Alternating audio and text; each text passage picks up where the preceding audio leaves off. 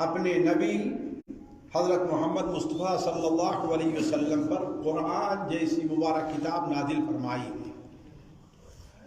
یہ مبارک مہینہ اللہ تبارک و تعالیٰ کے نزدیک اس قدر اہمیت کا حامل ہے کہ اللہ تبارک و تعالیٰ اس مبارک مہینے کی آمد پر اس کائنات کے اندر بہت سی غیر محسوس تبدیلیاں کر دیتا ہے۔ جس طریقے سے آپ کے گھر اور آپ کے مکان پر اگر کسی معزز محترم مہمان کی آمد ہو تو آپ اس کے لیے اپنے گھر کے اندر بہت کچھ تبدیلیاں کر دیتے ہیں، اپنے گھر میں بہت کچھ چیزوں کو سنوار دیتے ہیں، بہت سی چیزوں کو آپ اپنے گھر میں لوگوں کے سامنے سے دور کر دیتے ہیں، بہت سے لوگوں کو مہمانوں کے استقبال کے لیے آپ دوسری جگہ سے بلا لیتے ہیں۔ اسی طریقے سے اللہ تبارک و تعالی اس مبارک مہینے کی آمد پر اس کائنات میں بہت سی ایسی تبدیلیاں کرتا ہے جسے ہم محسوس تو نہیں کرتے، البتہ ہمارا اس پر ایمان ضرور ہے، اس لیے کہ ہمارے نبی حضرت محمد مصطفیٰ صلی اللہ علیہ وسلم نے ہمیں اس کی خبر دی ہے۔ رمضان مبارک کی اہمیت کیا ہے اور یہ مبارک مہینہ کس قدر اللہ تبارک و تعالیٰ کے نزدیک مبارک اور فضیلت والا ہے، اس کی تفصیل میں نہ جا کر کے صرف ایک حدیث میں آپ کے سامنے رکھنا چاہوں گا، جو حدیث حضرت ابو ہریرہ رضی اللہ تعالی عنہ سے مروی ہے۔ وہ حدیث اختصار کے ساتھ صحیح بخاری اور مسلم میں بھی ہے، البتہ تفصیل کے ساتھ سنن نسائی اور سنن ترمذی وغیرہ میں ہے کہ آپ صلی اللہ علیہ وسلم نے ارشاد فرمایا کہ جب رمضان کی پہلی شب ہوتی ہے، پہلی ہی شب، یعنی جیسے ہی 29 شعبان کو چاند دکھا، اور اگر چاند نہیں دکھا تو شعبان کی 30 تاریخ کو جیسے ہی سورج ڈوبتا ہے تو اللہ تبارک و تعالی فوراً ہی جتنے شیطان اور شرکس بدماش قسم کے جن ہیں، اللہ تبارک و تعالی انہیں جکڑ دیتا ہے، انہیں باندھ کر کے رکھ دیتا ہے۔ اسی طریقے سے اللہ تبارک و تعالی جیسے ہی رمضان کی پہلی شب ہوتی ہے، اللہ تبارک و تعالی اپنے مومن بندوں کے لیے اپنی رحمت اور جنت کے تمام دروازوں کو کھول دیتا ہے۔ اللہ تبارک و تعالی اپنے مومن بندوں پر رحم کرتے ہوئے اور اپنے گنہگار بندوں کو توبہ کی دعوت دیتے ہوئے اللہ تبارک و تعالی جہنم کے تمام دروازوں کو بند کر دیتا ہے، ان میں سے کسی دروازے کو بھی کھلا نہیں چھوڑتا۔ اور اسی پر بس نہیں، بلکہ اللہ تبارک و تعالی لوگوں میں ایک عام منادی، ایک عام ندا، ایک عام پکار کرواتا ہے، ایک فرشتے کو بھیجتا ہے کہ جاؤ لوگوں میں یہ اعلان کر دو کہ اللہ تبارک و تعالی کی طرف سے تمہارے لیے یہ پیغام ہے کہ یا باغی الخیر اقبل و یا باغی الشر اقصر۔ اے وہ شخص جو نیکی کرنے والا ہے، جو اللہ تعالیٰ کے احکام کا پابند ہے، اے وہ شخص جو شخص کی اللہ تبارک و تعالی کی عبادت کا پر حریص ہے، تو سست نہ پڑ جا، تو اپنی ہی حالت پر باقی نہ رہ، اللہ نے تیرے لیے اتنی تبدیلیاں کر دی ہیں تو تو اپنے اعمال کے اندر بھی تبدیلیاں لے آ۔ اگر عام دنوں میں صرف فرض نماز پر اکتفا کرتا رہا ہے تو کم سے کم اس مہینے میں تہجد کی نماز تو پڑھ لے۔ اے بندے، تو عام دنوں میں اگر صرف پیر اور جمعرات کا روزہ رکھتا رہا ہے یا مہینے کی صرف 3 تاریخ کا روزہ رکھتا رہا ہے یا کسی وجہ سے تو روزے نہیں رکھ پاتا، تو اب اس حالت میں تبدیلی لے آ اور اس مبارک مہینے کے اندر روزہ تو رکھ۔ اے وہ نیک بندے جو قرآن کی تلاوت تو کرتا رہا ہے لیکن روز آنا صرف ایک پارے ہی پر اکتفا کرتا تھا، اب ذرا اس میں تبدیلی لے آ اور وہ ایک پارہ بڑھ کر کے 2 3 4 تو ہو جانا چاہیے۔ یا باغی الخیر اقبل، اے خیر کے طالب، اے خیر کرنے والے، اقبل آگے بڑھ، کوشش کر، تیرے لیے جنت کے دروازے کھل گئے ہیں، تیرے لیے اب سامنے جہنم کے دروازے بند کر دیے گئے ہیں، تو کوشش تو کر۔ وَيَا بَاغِيَ الشَّرِّ أَقْصِرْ، اور اے برائی کرنے والے، اے وہ شخص جو گناہ کیا کرتا تھا، اے وہ شخص جو اپنی نمازوں میں کوتاہی سے کام لیتا تھا، اے وہ شخص جو اپنی زبان کی حفاظت نہیں کرتا تھا، اے وہ شخص جس نے اپنے معاملات کو صاف نہیں رکھا تھا، کم سے کم اس مبارک مہینے کی قدر کرتے ہوئے اپنے اندر تبدیلی تو لے آ اور ان چیزوں سے باز رہ جا۔ یا باغی الشر اقصر، تو سمجھ اب تیرے جو اعمال رہے ہیں وہ جہنم میں لے جانے والے رہے ہیں، اللہ تعالیٰ نے تیرے لیے جہنم کے دروازے اب بند کر دیے ہیں، زبردستی اس دروازے کو تو کھولنے کی کوشش نہ کر، بلکہ تیرے لیے جنت کے دروازے کھلے ہوئے ہیں، اس طرف بھی متوجہ ہونا چاہیے۔ یا باغی الشر اقصر، اور صرف یہی نہیں کہ ایک ہی بار ہے، یاد رکھ اللہ تبارک و تعالی اس مبارک مہینے میں اپنے بہت سے بندوں کو جہنم سے آزاد کرتا ہے، تو کوشش کر کے اپنا نام ان لوگوں میں تو لکھوا لے جن لوگوں کو اللہ تعالیٰ جہنم سے نجات کا پروانہ دے رہا ہے، ان لوگوں میں شامل ہونے کی کوشش تو کر جن لوگوں کے لیے جنت کے دروازے کھول دیے گئے ہیں۔ وَلِلَّهِ عُتَقَاءُ مِنَ النَّارِ، اور اللہ کے رسول صلی اللہ علیہ وسلم فرماتے ہیں کہ یہ ندا صرف ایک ہی رات کو نہیں ہے بلکہ رمضان کی ہر شب کو یہ ندا دی جاتی ہے، اور اللہ تعالیٰ رمضان کے ہر شب کو اپنے بہت سے بندوں کو جہنم سے آزاد کرتا ہے۔ یہ ایک حدیث ہے جو ہمیں اور آپ کو یہ دعوت دے رہی ہے کہ اس مبارک مہینے کی آمد کو ہمیں اور آپ کو غنیمت سمجھنا چاہیے۔ اس مبارک مہینے کے اندر جو کام ہیں ہمیں ان کاموں پر خصوصی توجہ دینی چاہیے۔ اس مبارک مہینے کا سب سے اہم کام ساتھیوں جو ہے وہ روزہ رکھنا ہے۔ روزہ عربی زبان کا ایک لفظ ہے جسے عربی زبان میں اسے صوم کہا جاتا ہے، جس کے معنی ہوتا ہے رک جانے کے، جس کے معنی ہوتا ہے اپنے آپ کو روکے رکھنے کے۔ یہ روکا رکھنا بات نہ کر کے بھی ہو سکتا ہے، اور یہ روکا رکھنا کھانا پانی ترک کر کے بھی ہو سکتا ہے، اور یہ روکا رکھنا لوگوں سے میل جول کم کرنے پر بھی ہو سکتا ہے۔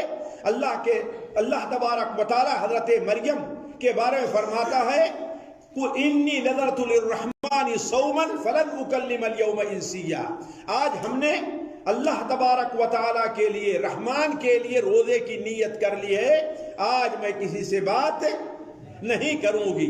لیکن اسلام کے اندر اللہ تبارک و تعالیٰ نے روزہ جسے قرار دیا ہے وہ روزہ ہے کہ بندہ کھانے اور پینے، میاں بیوی کے تعلق اور ہر اس چیز سے اپنے آپ کو روکے رکھے جو روزہ رکھنے کے منافی ہے۔ یہ گویا روزہ رکھنے میں اسلام کے اندر 3 چیزیں داخل ہیں۔ پہلی چیز تو یہ ہے کہ انسان کی نیت ہونا چاہیے کہ وہ روزہ رکھ رہا ہے، ورنہ اگر کوئی آدمی فجر سے پہلے سویا اور مغرب کے وقت وہ بیدار ہوا اور سوچتا ہے کہ چلو اب تو پورا دن گزر ہی گیا ہے، 1 گھنٹے باقی ہیں، روزہ پورا کر لیتے ہیں، تو یہ روزہ نہیں ہوگا، اس لیے کہ اس نے روزہ کی نیت نہیں کی تھی۔ اسی طریقے سے دوسری چیز روزے کے اندر جو ضروری چیز ہے وہ یہ ہے کہ رک جانا، رکے رہنا۔ یہ رکا رہنا کچھ چیزوں کے لیے ضروری ہے اور کچھ چیزوں کے لیے ضروری تو نہیں ہے لیکن بہتر ہے۔ مثال کے طور پر کھانا کھانے، پانی پینے، میاں بیوی کے تعلق اور ہر وہ چیز جو کھانے اور پینے کے حکم میں ہے اور ہر وہ چیز جو روزے کے منافی ہے، ان تمام چیزوں سے رکے رکھنے کا نام کیا ہے؟ روزہ ہے۔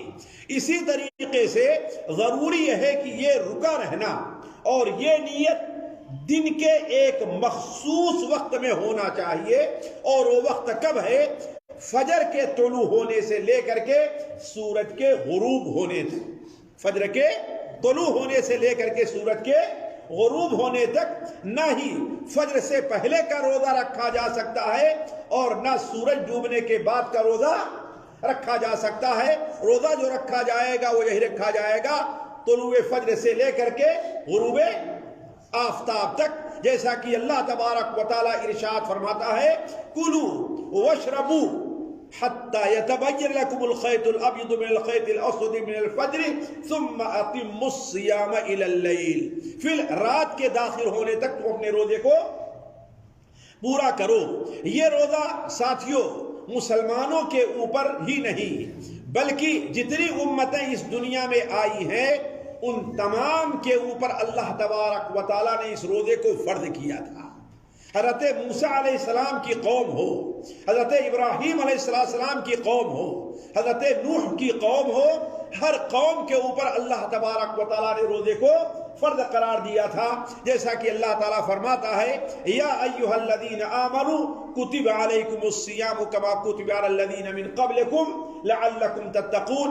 اے ایمان والو، تم پر بھی روزہ اسی طریقے سے فرض کیا گیا ہے جس طریقے سے تم سے پہلی قوموں پر روزہ فرض کیا گیا۔ یہ روزہ امت مسلمہ کے اوپر کب فرض کیا گیا اور اس کی فرضیت کے مراحل کیا رہے ہیں، اس سلسلے میں اختصار کے ساتھ یہ سمجھنا چاہیے کہ نبی کریم صلی اللہ علیہ وسلم مکہ مکرمہ میں بھی تھے تو آپ روزہ رکھتے تھے اور آپ عاشورہ کا روزہ رکھتے تھے۔ آپ مدینہ منورہ تشریف لے آئے تو آپ صلی اللہ علیہ وسلم نے عاشورہ کا روزہ رکھا اور صحابہ کرام کو روزہ رکھنے کا حکم دیا۔ صحابہ کرام کو روزہ رکھنے کا حکم دیا اور وجوبی طور پر حکم دیا۔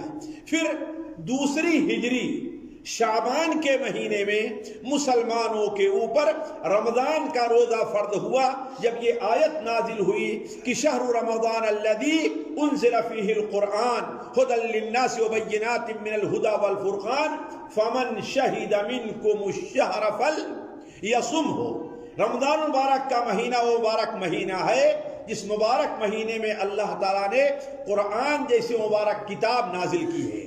یہ کتاب جو لوگوں کے لیے ہدایت ہے، ساری دنیا کے لوگ اگر ہدایت کا راستہ چاہتے ہیں، اگر چاہتے ہیں وہ راستہ جو انہیں دنیا میں سکون عطا کرے، وہ راستہ جو آخرت میں انہیں جنت تک لے کر کے جائے، تو اس راستے کی طرف رہنمائی اسی کتاب کے اندر موجود ہے۔ اب جو قبول کرتا ہے تو گویا کہ اسے اللہ کی طرف رہنمائی ملے گی، ھدی للناس وبینات من الھدی والفرقان، اور ہدایت کے لیے اس کتاب میں دلیل موجود ہے، والفرقان، اور حق و باطل میں فرق کرنے، حق اور باطل کے اندر، ایمان اور کفر میں، گمراہی اور ہدایت کے اندر فرق کرنے کے لیے اس قرآن کے اندر دلائل موجود ہے۔ لہذا فمن شہید منکم الشہر فلیصمہ، تم میں کا جو شخص اس مبارک مہینے کا پالے، اس مبارک مہینے کو پالے، وہ اس مہینے کا روزہ رکھے۔ تو گویا یہ آیت جب نازل ہوئی تو اللہ تبارک و تعالی نے مسلمانوں کے اوپر روزے کو فرض کر دیا۔ یہ روزہ جو ہمارے اوپر فرض ہے ساتھیوں، اس سلسلے میں چند باتیں مجھے آج آپ کے سامنے رکھنی ہے۔ پہلی بات تو یہ ہے کہ اس مبارک اس روزے کی اہمیت اور فضیلت کیا ہے۔ دوسری چیز یہ ہے کہ کہ اس مبارک مہینے کے آداب کیا، اس مبارک فریضے کے جو ہمارے اور آپ کے اوپر فرض کیا گیا ہے، اس کے آداب کیا ہیں جن کو بجا لانا ہمارے اور آپ کے لیے ضروری ہے، اور وہ آداب کیا ہیں جن کا بجا لانا اگرچہ ہمارے اوپر ضروری نہیں، لیکن اس روزے کا مکمل ثواب حاصل کرنے کے لیے وہ بڑی اہم چیز ہے۔ اور پھر آخر میں اگر وقت رہا تو چند باتیں اس فریضے یعنی روزے سے متعلق بعض جو احکام ہیں وہ آپ کے سامنے رکھے جائیں گے۔ دیکھیے، پہلی چیز یہ ہے کہ اللہ تبارک و تعالی نے اس روزے کو جو ہمارے اور آپ کے اوپر فرض کیا گیا ہے، اس روزے کو اسلام کے اندر اللہ تعالیٰ نے بڑی اہمیت دی ہے۔ اس قدر اہمیت دی ہے کہ کسی بھی انسان کا اسلام اور دین اس وقت تک مکمل نہیں ہو سکتا جب تک کہ اس مہینے کا روزہ وہ نہ رکھے۔ اگر روزہ نہیں رکھتا ہے، اگر وہ یہ سمجھتا ہے کہ اس مہینے کا روزہ ضروری تو ہے لیکن اتنا بھی نہیں ضروری ہے کہ اگر ہم نے روزہ نہیں رکھا تو ہم اسلام کے اندر کوئی فرق پڑے گا یا ہم مسلمان نہیں رہ جائیں گے، تو ایسا شخص صرف یہی نہیں کہ گنہگار مسلمان ہے بلکہ ایسا شخص کافر ہے۔ اس لیے کہ مسلمان ہونے کے لیے اللہ تبارک و تعالی نے 5 چیزوں کو بنیادی قرار دیا ہے، اور وہ 5 چیزیں کیا ہیں؟ شہادتین کا اقرار کرنا ہے، نماز 5 وقت کی نماز کا پڑھنا ہے، 1 مہینے کا روزہ رکھنا ہے، زکوٰۃ دینا ہے اور حج کرنا ہے۔ اگر ان میں سے کسی چیز کو استطاعت کے باوجود اگر کوئی انسان چھوڑ دے رہا ہے اور یہ سمجھتا ہے کہ ہاں اس کے بغیر بھی ہمارا اسلام اللہ تعالیٰ کے نزدیک مقبول ہوگا، تو وہ انسان مسلمان نہیں سمجھا جائے گا بلکہ کافر متصور ہوگا۔ نبی کریم صلی اللہ علیہ وسلم کی حدیث بڑے واضح الفاظ میں مسند احمد میں حضرت عائشہ رضی اللہ تعالیٰ عنہا سے مروی ہے کہ نبی کریم صلی اللہ علیہ وسلم نے ارشاد فرمایا، 3 احلف علیہن، اور نبی کریم صلی اللہ علیہ وسلم بغیر قسم کھائے ہوئے صادق و مصدوق ہیں، لیکن آپ قسم کھا کر بیان فرما رہے ہیں 3 احلف علیہن، 3 چیزیں ایسی ہیں، 3 باتیں جن کے اوپر میں قسم کھاتا ہوں اور قسم کھا کر کے یہ چیزیں بیان کر رہا ہوں۔ پہلی چیز یہ ہے کہ یاد رکھو، جس شخص کا اسلام میں ایک حصہ ہے وہ اس شخص کی طرح نہیں ہو سکتا ہے کہ جس کا اسلام میں حصہ نہ ہو۔ اور یہ بات اچھی طریقے سے سمجھنا چاہیے کہ اللہ تبارک و تعالی کے نزدیک مومن اور کافر برابر نہیں ہو سکتے، نیک اور بد برابر نہیں ہو سکتی، نمازی اور بے نمازی برابر نہیں ہو سکتے۔ اسی لیے جو یہ کہا جاتا ہے کہ اسلام دین مساوات ہے، یہ بات مکمل طور پر صحیح نہیں بلکہ بہت غلط ہے، بہت اعتبار سے۔ اسلام دین مساوات نہیں بلکہ اسلام دین عدل ہے، یعنی عدل کا معنی ہے ہر ایک کو اس کا مقام دیتا ہے، ہر ایک کو اس کی جگہ دیتا ہے۔ یہ نہیں ہے کہ ہر ایک کو برابر قرار دے رہا ہے۔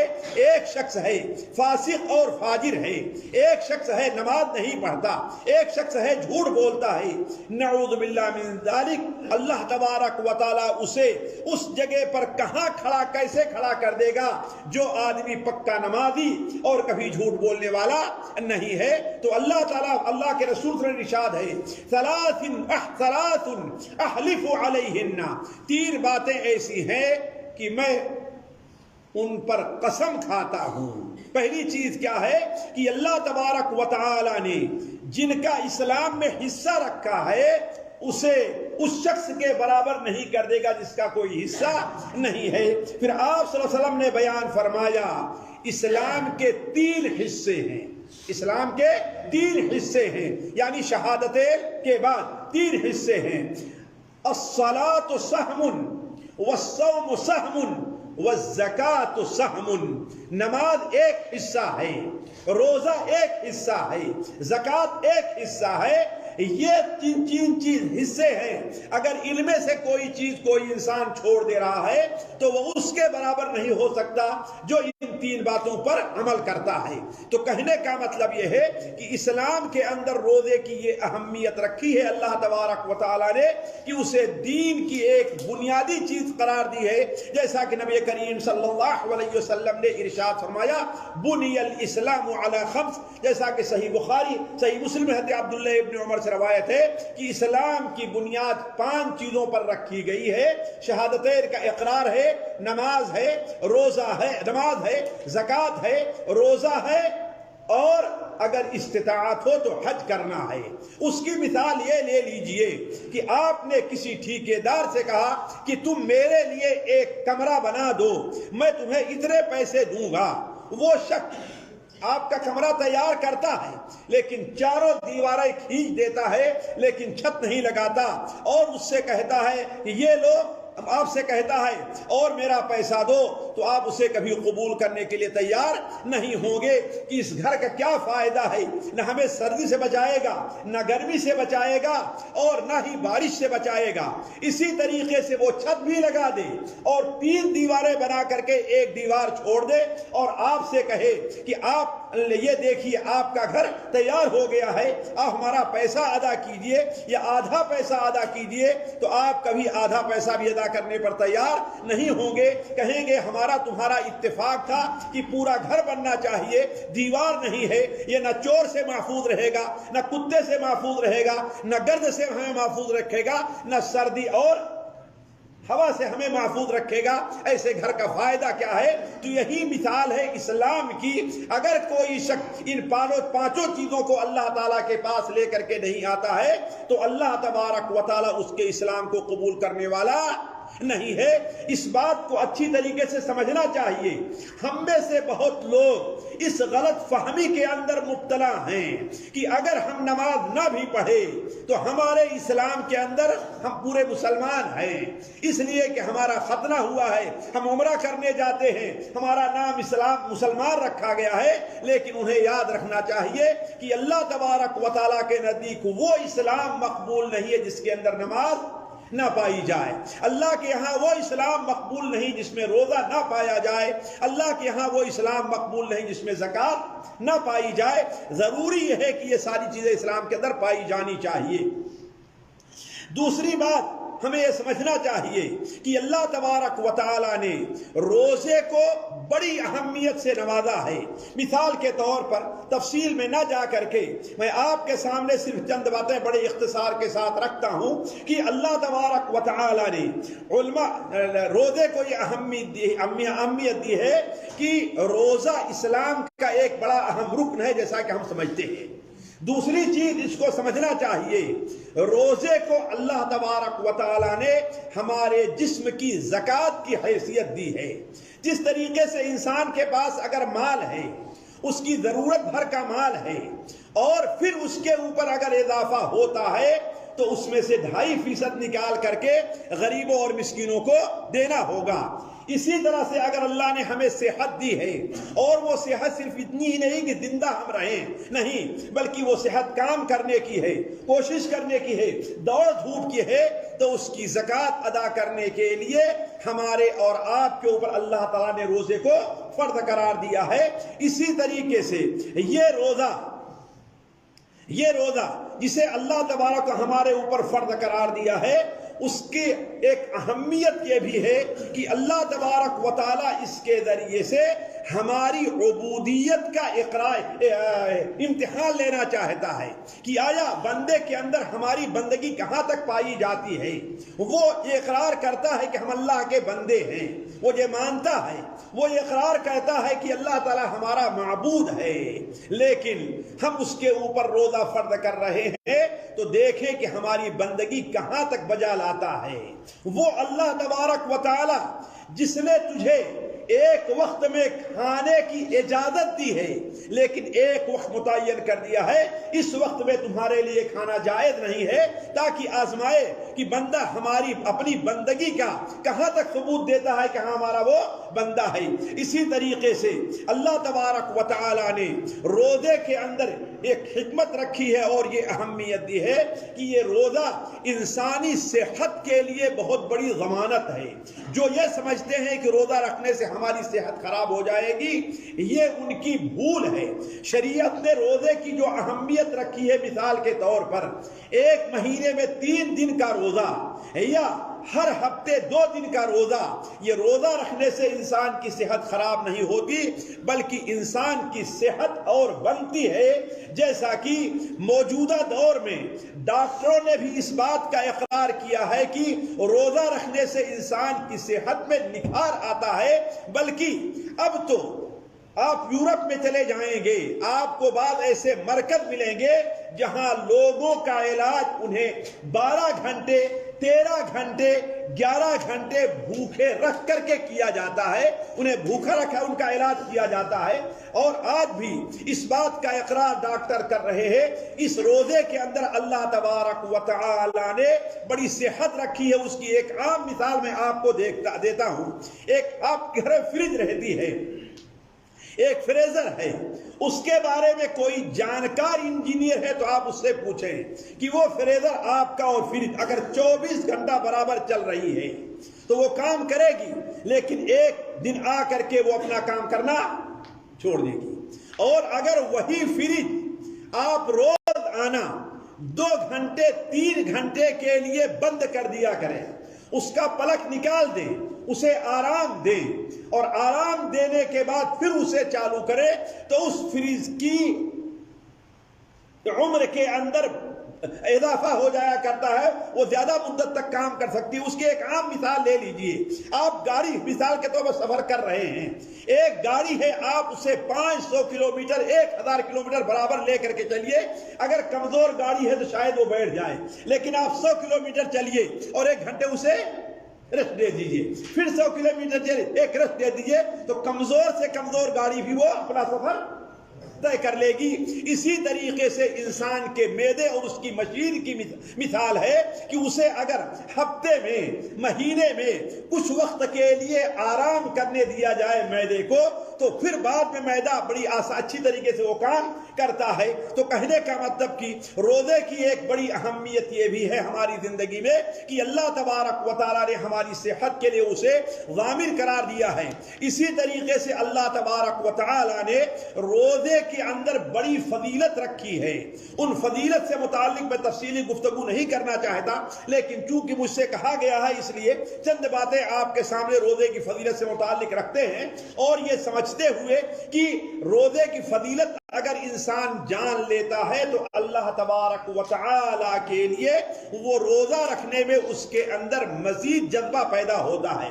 مثال کے طور پر ساتھیوں، روزہ کس قدر اہمیت کا حامل ہے، میں اس سے متعلق صرف 2-3 باتیں آپ کے سامنے رکھوں گا، زیادہ نہیں، اس لیے کہ اگر صرف روزے کی فضیلت اگر میں بیان کرتے چلوں، اللہ نے اس روزے کی جتنی فضیلت رکھی ہے تو اس کے لیے ایک مجلس درکار ہے۔ میں چھوٹا سا طالب علم جب نوٹ کرنے لگا تو میرے سامنے روزے کے 12 سے 13 فضیلتیں آئیں کہ روزے کے اندر اللہ نے یہ فضیلت رکھی ہے، اور یہ عام حدیث سے ثابت ہے، اگر استنباطات کیا جائے اور اس کے میں اضافہ ہو جائے گا، لیکن عام جو فضیلتوں کو چھوڑ کر کے صرف 2-4 خاص فضیلتیں میں آپ کے سامنے رکھتا ہوں۔ پہلی فضیلت یہ دیکھیے، جو سب سے بڑی فضیلت ہے، اللہ تبارک و تعالی نے روزے کو ایسے فضل سے نوازا ہے کہ اللہ تبارک و تعالی نے تمام اعمال، نماز اس کی فضیلت کو، اس کے اجر کو بیان کر دیا ہے، زکوٰۃ اس کے اجر کو بیان کر دیا ہے، حج اس کے اجر کو بیان کر دیا ہے، لیکن روزہ ایک ایسی عبادت ہے جس کے اجر کو اللہ تعالیٰ نے بیان نہیں کیا ہے، صرف یہ کہہ دیا ہے فَإِنَّ الصَّوْمَ لِي وَأَنَا أَجْزِي بِهِ، روزہ میرے لیے بندہ روزہ رکھتا ہے۔ اس کی وجہ کیا ہے ساتھیوں؟ کہ روزہ ایک ایسی عبادت ہے کہ اگر آپ غور کریں تو بندے اور صرف رب کے درمیان کا ایک راز ہے اور کوئی نہیں جان سکتا۔ نماز آپ پڑھیں گے لوگ دیکھیں گے، نماز نہیں پڑھیں گے تو لوگ دیکھیں گے۔ تو گویا آپ نماز پڑھیں گے لوگوں کو دکھانے کے لیے، پڑھ سکتے ہیں نا، حالانکہ پڑھنا نہیں، لیکن کوئی انسان لوگوں کو دکھانے کے لیے نماز پڑھے۔ لیکن اس طریقے سے حج انسان کرے گا اس میں دکھاوا پیدا ہو سکتا ہے، زکوٰۃ دے گا اس میں دکھاوا پیدا، لیکن روزہ انسان اگر نہ رکھنا چاہے، لوگوں کے سامنے روزہ تو ظاہر کرے کہ میں روزے سے ہوں، لیکن اگر چھپ کر کے کھاتا پیتا رہے یا نیت ہی کر لے کہ میں روزے سے نہیں ہوں تو اس کا روزہ ہوگا؟ جی، روزہ ایک ایسی عبادت ہے جس پر صرف اور صرف اللہ کو اطلاع ہوتی اور کسی اور کو کوئی مطلع اس پر نہیں ہو سکتا۔ دکھانے کے لیے حقیقت میں کوئی آدمی روزہ،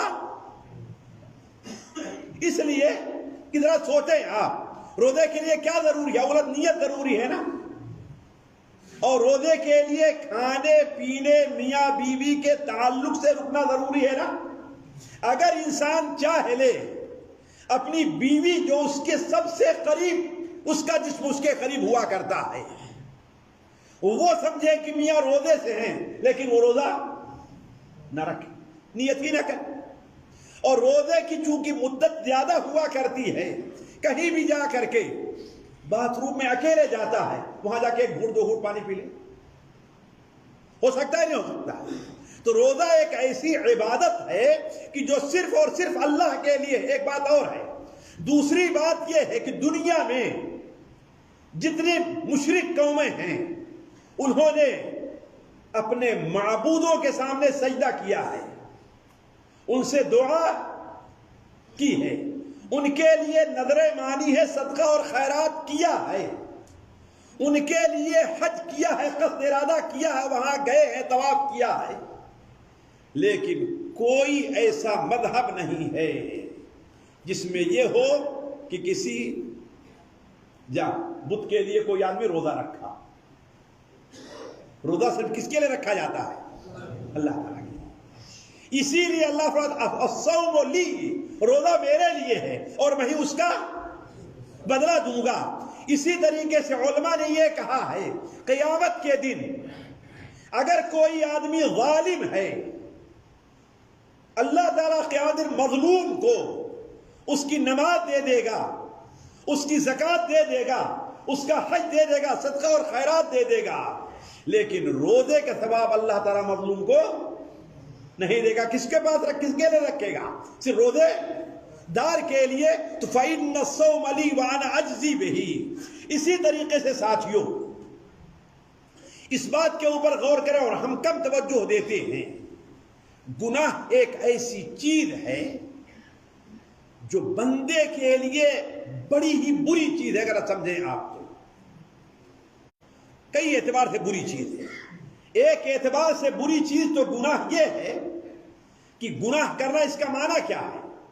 اللہ تبارک و تعالیٰ کی نافرمانی کرنا ہے نا۔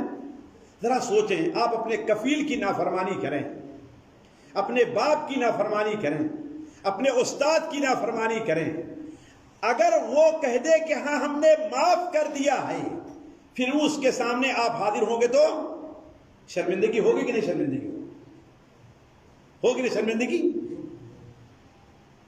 ذرا اللہ تعالیٰ کا مقارنہ ان لوگوں سے کیا ہے؟ ذرا سمجھتے، کوئی حیثیت ہے اللہ کے مقابلے میں؟ ہم آپ سوچتے نہیں ہیں گناہ جو ہے کس قدر قبیح چیز ہے اللہ تعالیٰ کے نزدیک ہمارے لیے، کہ ہم بہت سے لوگ کہتے رہے چھوٹا گناہ ہے۔ چھوٹا گناہ یہ نہ سمجھیے، یہ سمجھیے کہ کس ذات کی نافرمانی ہم کر رہے ہیں۔ اب اگر اللہ تعالیٰ اس دنیا میں ہمارے لیے بعض ایسی چیزیں رکھ دے جو ہمارے گناہوں کا کفارہ بن جائے تو یہ کتنی بڑی چیز ہے۔ روزہ ہمارے گناہوں کا کفارہ ہے، ہمارے گناہوں کا کفارہ ہے۔ اور کتنا کفارہ سمجھیے، ایک مہینے کا آپ روزہ رکھیں، آپ کے پورے سال کے گناہ معاف کر دیے گئے۔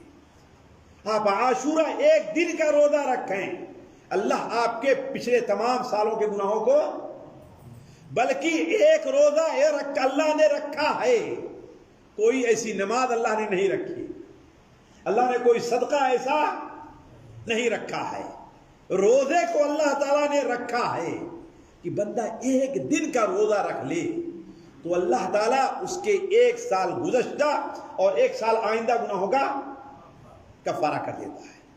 وہ کون سا روزہ ہے؟ عرفہ کے دن کا روزہ۔ تو روزے کو اللہ تعالیٰ نے گناہوں کا بڑا کفارہ بنایا ہے۔ ایک اور فضیلت کے اوپر آپ ذرا غور کریں، کاش کے ساتھیوں ہم اور آپ اس پر توجہ دے لیں، ذرا غور کریں آپ۔ قیامت کے دن ہر شخص اللہ تعالیٰ کے سامنے تنہا حاضر ہو، کوئی کسی کے ساتھ، نہ ماں نہ باپ نہ بیوی نہ شوہر، نہ بیٹا نہ بیٹی، یہ ایسے رشتے ہیں جو بالکل قریبی ہیں۔ لیکن یوم یفر المرء من اخیہ وامہ وابیہ وصاحبتہ وبنیہ، ذرا غور کریں، یوم یفر المرء من اخیہ۔ اگر ہمارا اور آپ کا ایمان قیامت کے دن پر ہو تو اللہ کی قسم اس آیت کو ہمارے اندر لرزہ طاری کر دینا چاہیے کہ جس دن انسان اپنے باپ سے بھاگے گا، اپنے بھائی سے بھاگے گا، اپنی ماں سے بھاگے گا، اپنے باپ سے بھاگے گا، اپنی بیوی سے بھاگے گا، وہ بنی اور اپنے بچوں سے بھاگے گا۔ بھاگنے کا معنی کیا ہے؟ یعنی کوئی کسی کے کام نہیں آئے گا، کوئی کسی کی شفاعت۔ فَإِذَا نُفِخَ فِي الصُّورِ فَلَا أَنْسَابَ بَيْنَهُمْ يَوْمَئِذٍ وَلَا يَتَسَاءَلُونَ۔ جس دن سور پھونکا جائے گا وہاں پر کوئی نسب، کوئی تعلق، کوئی رشتہ کام نہیں دے گا، اور رشتے کا کام دینا تو دور کی بات ہے، وَلَا يَتَسَاءَلُونَ، کوئی کسی کے بارے میں پوچھے گا بھی نہیں۔ اور یہی نہیں کہ لوگ دیکھ نہیں رہے، یبصرونہم، ایک دوسرے کو دیکھ رہے ہوں گے۔ بیوی دیکھ رہی ہوگی کہ میرا شوہر جہنم میں جا رہا، بیٹا دیکھ رہا ہوگا کہ میری ماں جہنم میں جا رہی ہے، ماں دیکھ رہی ہوگی کہ میرا بیٹا عذاب کے اندر مبتلا ہو رہا ہے، لیکن اس تب دیکھنا بھی نہیں چاہے گا۔ یوم یفر المرء من اخیہ، ایسے وقت میں اگر کوئی چیز آپ کے کام آنے والی ہے تو ان میں سے ایک چیز روزہ ہے۔ کیا ہے؟ روزہ ہے۔ اللہ کے رسول صلی اللہ علیہ وسلم کی حدیث ہے، مسند احمد میں، طبرانی میں حضرت عبداللہ ابن عمر کی روایت ہے رضی اللہ تعالی عنہما، الصیام والقرآن یشفعان للعبد یوم القیامہ۔ روزہ اور قرآن، روزہ اور قرآن قیامت کے دن بندوں کی اللہ تعالیٰ کے نزدیک سفارش کریں گے۔ جی ذرا سوچیں، روزے کی کتنی عظیم فضیلت ہے۔ جس دن ایک نبی بھی اپنے باپ کے کام نہیں آئے گا، ایک نبی بھی اپنے بیٹے کے کام نہیں آئے گا، اس دن کے لیے اگر کوئی چیز آپ کے کام آ سکتی، کون سی چیز ہے؟ وہ روزہ ہے۔ کون سا ہے وہ؟ قرآن مجید تلاوت۔ اور اللہ تعالیٰ نے انہیں یہ اہمیت دی ہے کہ اللہ تبارک و تعالیٰ ان کی سفارش کو قبول بھی فرمائے گا۔ اس طریقے ساتھیوں روزے کی بڑی فضیلتیں ہیں۔ اللہ نے روزے دار کے لیے ایک دروازے کو خاص کر دیا ہے۔ اللہ تعالیٰ نے روزے کو جہنم اور بردے کے درمیان ڈھال قرار دیا ہے۔ الصیام جنۃ یستجن بها العبد من النار، اللہ نے روزے کو ڈھال بنایا ہے۔ حتیٰ کہ صحیح بخاری میں ایک روایت ہے کہ اگر کوئی شخص ایک دن کا روزہ بھی اللہ کی رضا کے لیے رکھ لیتا اللہ کے راستے میں، تو اللہ تعالیٰ اس کے درمیان اور جہنم کے درمیان 70,000 سال کی مسافت کی دوری کر دیتا۔ ہم سے روزہ کیوں نہیں رکھا جاتا؟ اس لیے کہ ہم روزے کی اہمیت کو نہیں سمجھتے۔ اگر ہم روزے کی اہمیت اور فضیلت کو سمجھ لیں تو ہم سے روزہ، فرض روزے کیا، ہم سے نفلی روزے بھی نہیں چھوٹیں گے، نفلی روزے بھی نہیں چھوٹیں گے۔ اس لیے ساتھیوں، آپ جو یہاں پر بیٹھے میری بات سن رہے ہیں، یہ بڑی عظیم چیز ہے۔ آپ غور کریں کہ صرف فرض روزے ہی پر اکتفا نہ کریں، کم سے کم مہینے میں 3 روزہ رکھنے کی اپنی عادت بنا لیں، کم سے کم 3 روزہ۔ اللہ کے رسول صلی اللہ علیہ وسلم اپنے صحابہ سے اس پر عہد لیا کرتے تھے، وعدہ لیا کرتے تھے۔ حضرت ابو ہریرہ رضی اللہ تعالیٰ عنہ، حضرت ابو دردہ، حضرت ابو ذر، 3 کا نام مجھے یاد ہے جن کی حدیث بخاری مسلم اور دوسری کتب حدیث کے اندر ہے کہ میرے خلیل نے مجھے 3 بات کی وصیت کی ہے، میں انہیں کبھی نہیں چھوڑوں۔ 3 بات کی وصیت۔ وہ بات کیا ہے؟ پہلی بات تو یہ ہے کہ وتر پڑھ کر کے سونا، دوسری بات یہ ہے کہ ہر مہینے 3 دن کا روزہ رکھنا، تیسری وصیت یہ ہے کہ 2 رکعت چاشت کی نماز نہ چھوڑنا۔ یہ تینوں چیزیں ہیں، فرض تینوں نہیں ہیں، تینوں واجب ہیں، لیکن آپ صحابہ سے عہد لیا کرتے تھے۔ تو کہنے کا مطلب ہے کہ جہنم کا مرحلہ اور حشر کا مرحلہ میرے بھائیوں بڑا سخت ہے، اس سے بچنے کی تیاری کی ضرورت ہے، اور تیاری میں روزہ رکھنا ایک بڑی اہم تیاری ہے۔ تو میں آپ لوگوں سے عرض کر رہا تھا کہ روزے کے بڑے فضائل ہیں، میں ان فضائل کو نہیں بیان کر سکتا۔ اب میں آتا ہوں چند باتیں وہ جو روزے کے احکام سے متعلق ہمارے اور آپ کے لیے ضروری ہے جاننا، وہ بات میں آپ کے سامنے رکھتا ہوں۔ دیکھیں، پہلی چیز یہ ہے کہ روزہ کن پر فرض ہے، یہ سمجھیں، روزہ کن پر فرض ہے۔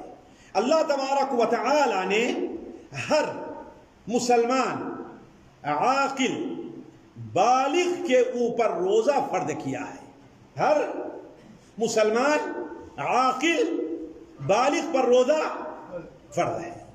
شرط یہ ہے کہ وہ مسلمان ایسا ہو کہ اس کے اندر کوئی ایسی چیز نہیں پائی جا رہی جو روزہ رکھنے میں رکاوٹ بن جائے، روزہ رکھنے میں رکاوٹ بنے۔ یہ رکاوٹ وقتی طور پر بھی ہو سکتے ہیں اور رکاوٹ مستقل طور پر ہوتے ہیں، میں اس کے بارے میں بعد میں ذکر کروں گا آپ سے، لیکن یہ سمجھنا چاہیے کہ روزہ کیا ہے، کس پر فرض ہے؟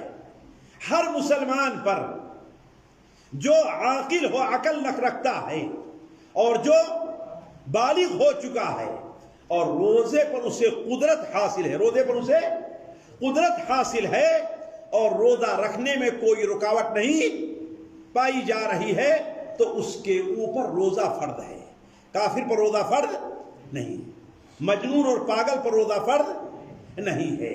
یہیں پر اسی لیے ایک مسئلہ بیان کر دوں، اور بہت سے لوگ ہم سے سوال کرتے ہیں کہ ہمارے ابو روزہ نہیں رکھ پاتے، ہم بہت جلدی یہ فتویٰ دیتے ہیں ٹھیک ہے ان کی طرف سے کھانا کھلاؤ۔ نہیں، پوچھنا چاہیے کیا آپ کے ابو یا آپ کے امی جو روزہ نہیں رکھ پا رہے ہیں ان کے ہوش ٹھکانے رہتے ہیں کہ نہیں رہتے ہیں؟ آپ جاتے ہیں، پہچانتے ہیں، آپ کو نہیں پہچانتے، ان کو یہ احساس ہے کہ نہیں احساس ہے کہ ہاں بھائی نماز کا وقت کیا ہے؟ یعنی ان کی عقل کام کر رہی نہیں کام کر رہی؟ اگر عقل کام نہیں کر رہی ہے تو ان کے اوپر روزہ فرض نہیں۔ بعض لوگ کہتے ہیں کہ ہم جانتے ہیں روزہ فرض نہیں ہے، لیکن ہم ان کی طرف سے ایک مسکین کو کھانا کھلائیں گے، یہ بدعت ہے۔ یہ چیز کیا ہے؟ بدعت۔ آپ مسکین کو ان طرف سے کھانا دیجئے، لیکن روزے کے لیے نہ دیجئے کہ ہاں بھائی روزہ نہیں رکھ رہے۔ کیوں؟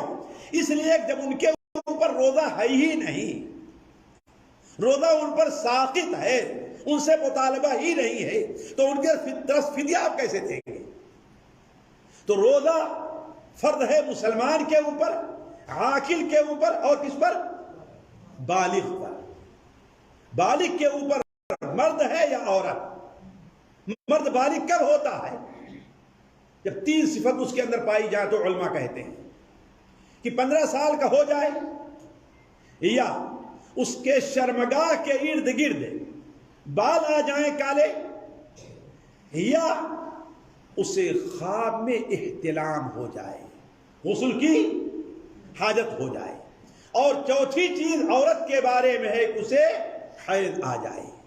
یہ چیزیں اگر کسی انسان کے اندر پائی گئی تو وہ بالغ ہے، اب اس کے لیے روزہ چھوڑنا قطعاً جائز نہیں ہے۔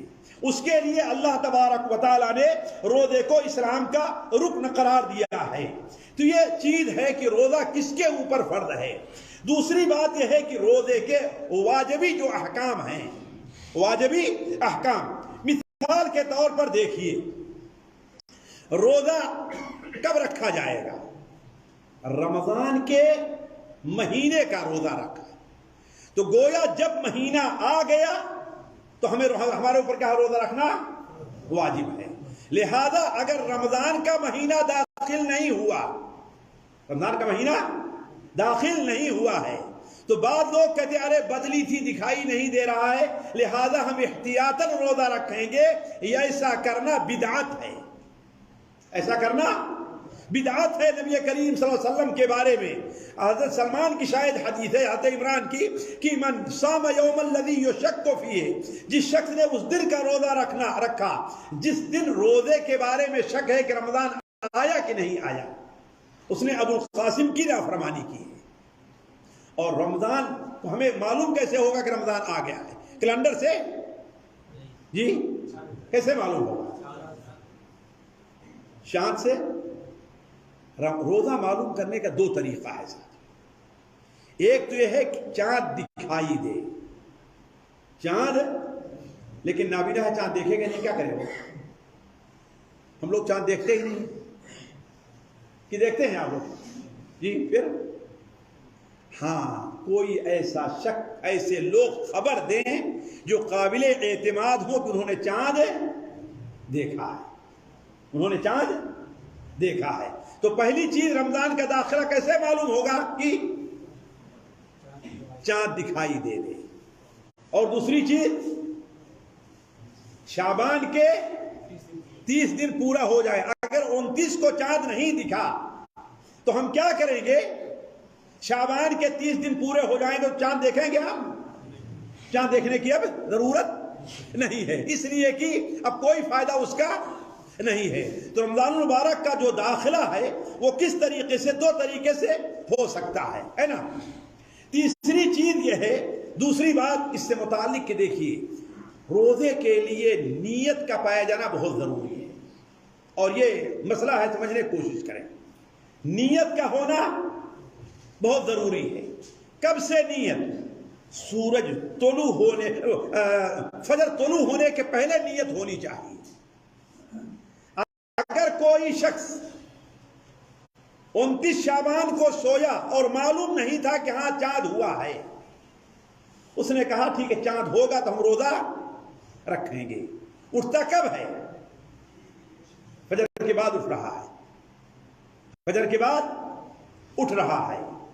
اب اس سے کہا گیا کہ ہاں بھائی آج روزہ ہے، اس نے کہا ہم نے تو سحری کھائی نہیں، ہم تو نیت کی ہی نہیں، تو اس کا روزہ ہوگا نہیں ہوگا، الا یہ کہ اس کی یہ نیت رہی ہو کہ اگر چاند ہو گیا تو میں روزہ رکھوں گا چاہے سحری کھاؤں یا نہ کھاؤں، اٹھ گیا تو سحری کھا لوں گا، نہ اٹھا تو پھر ہماری نیت ہے تب تو اس کا روزہ ہو جائے گا۔ لیکن اگر وہ سوتا ہے اس شک میں ہے کہ پتہ نہیں کل روزہ ہو کہ روزہ نہ ہو، کل روزہ ہے کہ روزہ نہیں ہے، دیکھا جائے گا خبر آئے گی تو، اب اگر وہ سو گیا فجر طلوع ہونے سے پہلے نہیں بیدار ہوا تب اس کا روزہ نہیں ہے، الا کہ نفلی روزہ ہو، الا کہ نفلی روزہ ہو تو دوپہر سے پہلے بلکہ دوپہر کے کچھ بعد بھی نیت کر سکتا ہے۔ البتہ فرض روزے کے لیے فجر سے پہلے نیت کرنا ضروری ہے۔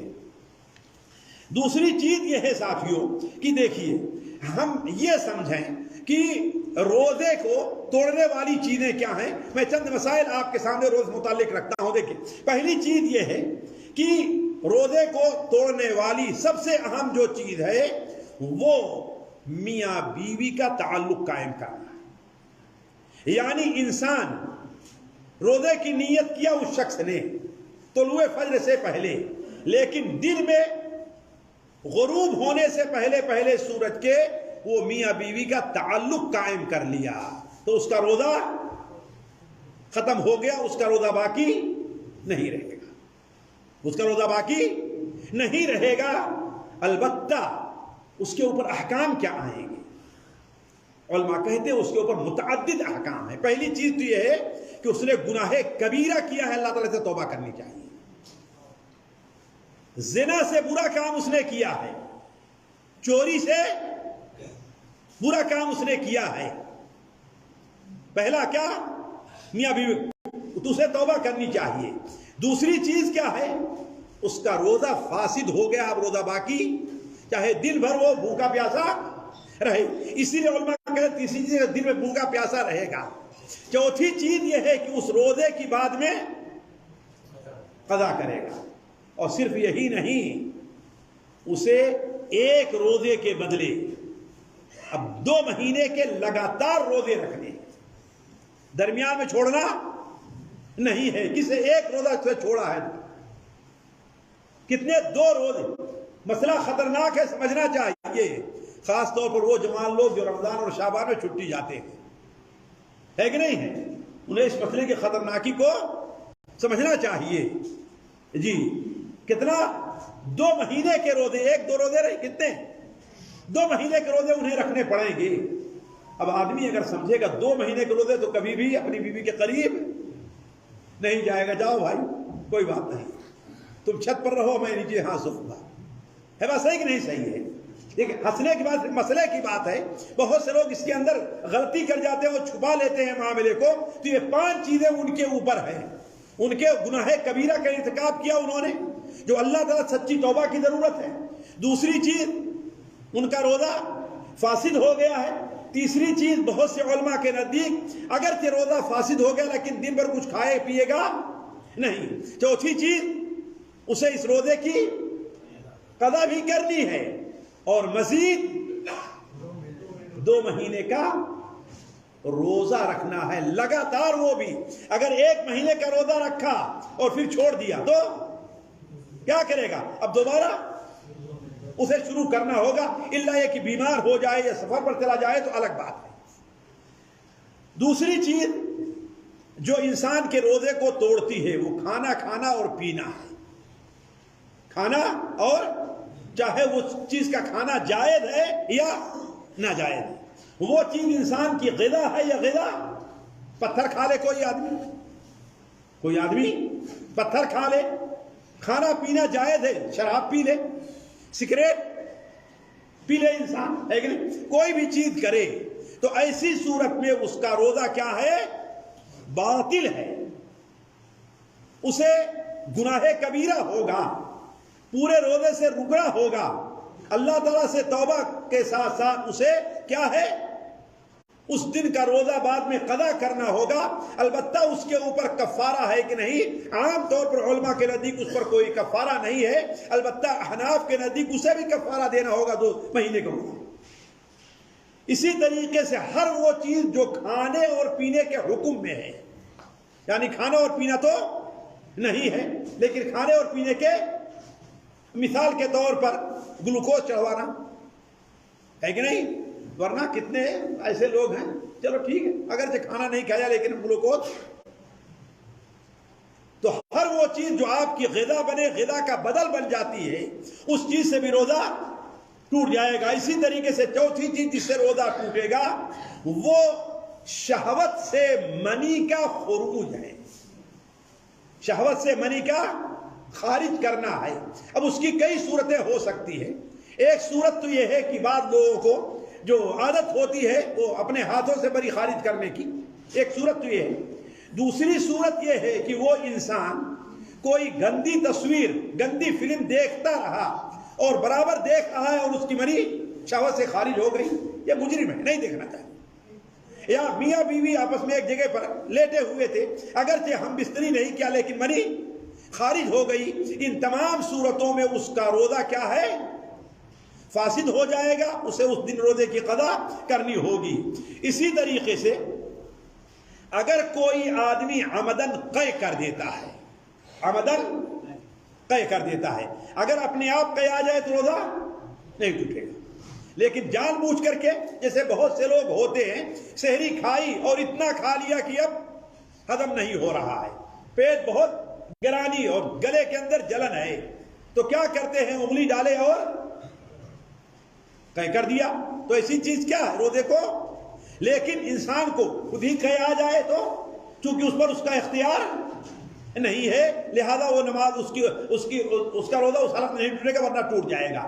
اسی طریقے سے بہت سے علماء کے نزدیک یہ مسئلہ مشکل ترین مسائل میں ہے، لیکن احتیاط اسی میں ہے کہ حجامہ کروانا یا جو تبرع بالدم خون دیتے ہیں ہے نا، ٹیسٹ کے لیے تھوڑا سا خون دینا اس سے روزہ نہیں ٹوٹتا، لیکن وہ اتنا خون دینا جس سے انسان جس کا کمزوری آ جایا کرتی ہے، جیسے آدھا لیٹر وغیرہ جسے دیتے ہیں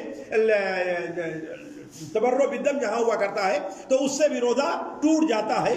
اور ساتویں چیز یہ ہے کہ عورتوں کے ساتھ خاص ہے کسی عورت کو حیض یا نفاس کا خون آ جائے۔ ایک عورت بیچاری دن بھر روزے سے تھی، 5 منٹ باقی تھا سورج ڈوبنے میں کہ اس کو مہینے کا خون آ گیا تو اس کا روزہ ٹوٹ گیا، اس روزے کی اسے قضا کرنی ہوگی، ہے نا۔ تو یہ چیزیں 6 یا 7 چیزیں ہیں جو روزے کو توڑنے والے بتا۔ ایک نقطہ یہاں پر اور سمجھ لیجئے، ان چیزوں کے روزہ توڑنے کے لیے ضروری ہے کہ وہاں پر 3 چیزیں پائی جائیں۔ پہلی چیز یہ ہے کہ اسے یہ علم ہو کہ اس سے روزہ ٹوٹ جاتا ہے۔ ایک شخص ہے نیا مسلمان ہوا، نیا مسلمان ہوا، اس نے روزہ رکھا، اسے یہ معلوم نہیں تھا کہ ہاں میاں بیوی کے تعلق سے روزہ ٹوٹ جائے گا۔ اب اس نے اپنی بیوی سے تعلق قائم کر لیا، ایسا ہو سکتا ہے نا، تو اس سے اس کا روزہ کیوں؟ اس کو علم ہے نہیں۔ دوسری چیز اسے یاد ہو کہ ہم روزے سے ہیں۔ بسا اوقات انسان بھولے میں کیا لیتا ہے؟ کھا پی لیتا ہے کہ نہیں؟ بھول کر کے کھا پی لیتا ہے، کھانا کھا لیتا ہے، پانی پی لیتا ہے، تو اس کا روزہ نہیں ٹوٹے گا۔ تیسری چیز یہ ہے کہ وہ انسان اپنے اختیار سے یہ کام کرے، اسے مجبور نہ کیا گیا ہو۔ جیسے بسا اوقات مذاق میں عام طور اسکول و کالجوں میں یہ چلتا ہے کہ اگر کوئی روزہ ہے تو زبردستی اس کو پکڑا اور زبردستی اس کو منہ میں کوئی چیز ڈال دی، ایسا ہوتا ہے نا، تو اس سے اس کا روزہ کیوں؟ اس کو اختیار نہیں تھا۔ تو یہ 3 چیزیں ہیں، ضروری ہے کہ انسان کو یاد ہو کہ ہم روزے سے ہیں، اور دوسری چیز کیا ہے؟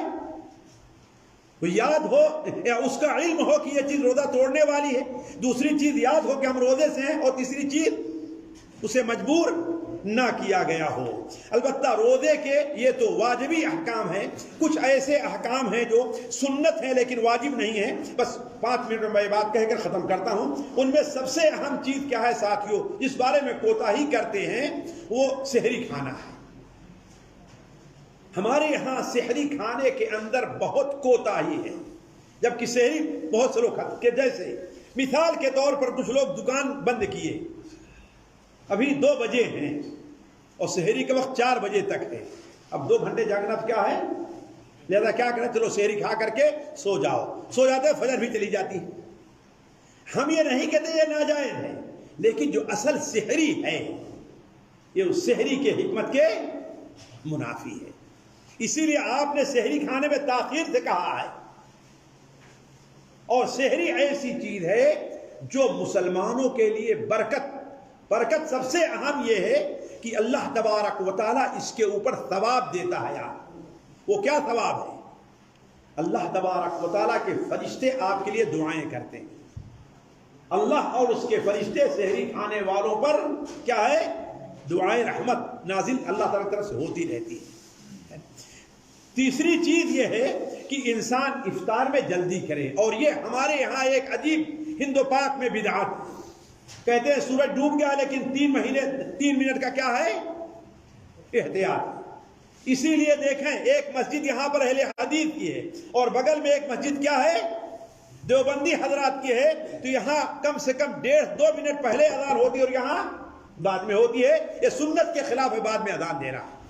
جب آپ نے دیکھ لیا کہ سورج ڈوب رہا ہے، یا آپ کے پاس گھڑی جو ہے وہ قابل اعتماد ہے، جو کیلنڈر ہے وہ قابل اعتماد ہے، اب اگر آپ کو یہ اطلاع مل جا رہی ہے تو آپ کو افطار فوراً کر دینا، تاخیر نہیں کرنی چاہیے۔ اتنی اہم ہے کہ نبی صلی اللہ علیہ وسلم نے ارشاد سنایا، صحیح بخاری وغیرہ میں ہے کہ میری امت کی خیریت باقی رہے گی جب تک وہ افطار کرنے میں جلد بازی سے کام لیں گے، تاخیر نہیں کریں گے۔ اسی طریقے سے ایک اہم چیز یہ ہے، افطار سے قبل اور بعد کی دعا ہے۔ افطار ایک ایسا وقت ہے کہ اللہ تعالیٰ اس وقت بندے کی دعا قبول کرتا ہے۔ اسی لیے نبی کریم صلی اللہ علیہ وسلم افطار کے وقت آپ سے جو دعا وارد ہے، وَذَهَبَ الظَّمَأُ وَابْتَلَّتِ الْعُرُوقُ وَثَبَتَ الْأَجْرُ إِنْ شَاءَ اللہ تعالیٰ۔ اس کے علاوہ بھی افطار کے وقت آپ جو دعا کریں گے تو اللہ تعالیٰ آپ کی دعا قبول فرمائے گا۔ اس قسم کے ساتھی اور بھی بہت سے احکام ہیں، لیکن چونکہ وقت زیادہ ہو گیا اس لیے میں اسی پر اپنی بات بند کرتا ہوں۔ اللہ تبارک و تعالیٰ سے دعا ہے کہ اللہ تبارک و تعالیٰ ہمیں اور آپ کو اس مبارک مہینے تک پہنچائے، اس مبارک مہینے کی قدر کی توفیق عطا فرمائے، اس مبارک مہینے کی برکتوں سے نوازے۔ اللہ تعالیٰ ہمیں ان لوگوں میں بنائے جو اس مبارک مہینے کا روزہ ایمان اور احتساب ثواب کی نیت سے رکھتے ہیں۔ اللہ تعالیٰ ہمارا شمار ان لوگوں میں کرے کہ اس مبارک مہینے میں اللہ تعالیٰ انہیں گناہوں سے آزاد کر کے جنت کے اندر اللہ تعالیٰ انہیں داخل ہونے والا بنا دیتا ہے۔ سبحانک اللہم و بحمدک، اشہد ان لا الہ الا انت، استغفرک و اتوب الیک۔